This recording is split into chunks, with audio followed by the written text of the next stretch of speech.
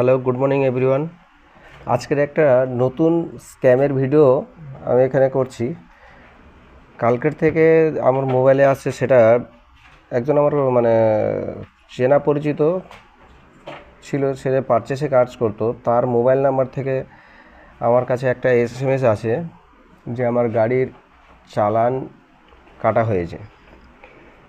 তো আমি দেখুন আমার মোবাইলে এখানে আপনি দেখতে পারবেন শুভজিৎ পাত্র বলে, ঠিক আছে, ইন্ডাস ফুডে উনি কাজ করতেন।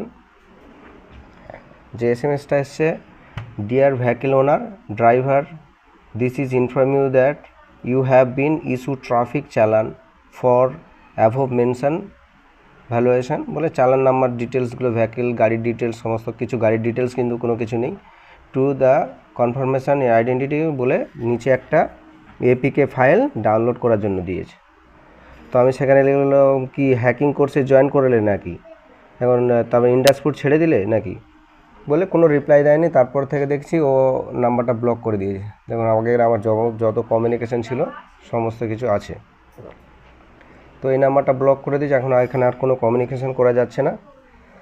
ওকে, তারপরের দিন সকালবেলা দেখুন ই চালান বলে এখানে একটা আবার এসএমএস আছে, আপনার লোগোটা দেখাচ্ছি, এই যে নাম্বার ই চ্যানেল লোগো, ঠিক আছে, সেখানে আসে সেম মেসেজ এসেছে। তো আমি কোনো টাচ করিনি, তো ডাউনলোডও কিছু করিনি এপিকের আরটিও বলে। আমি এখানে okay going to Kolkata police and cyber crime officer বলে ওকে হোয়াটসঅ্যাপটা করে ছেড়ে দিয়েছি। যাই হোক, আমার একটা রিকোয়েস্ট এটা, যে তোমাদের কাছে যদি এই ধরনের কোনো এসএমএস আসে, এপিকে ফাইল যেগুলো আছে, এইখানে দেখুন নিচে একটা এপিকে ফাইল আছে, এপিকে ফাইল, এটা কোনো দিনও টাচ করবেন না। এটা টাচ করলে আপনার মোবাইলের সমস্ত কিছু ডেটা ওরা আপনার হ্যাক করতে পারে।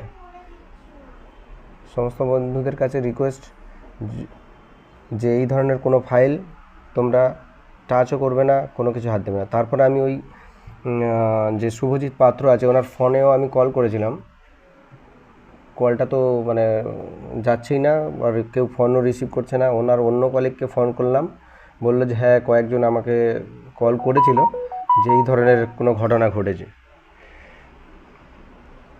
ঠিক আছে, ওকে, সবাই যদি মনে হয় তোমাদের বন্ধুদের সঙ্গে এরকম কোনো থেকে অ্যাভয়েড করতে চাও, তারা সবাইকে মেসেজটা দিয়ে দিও। Thank you.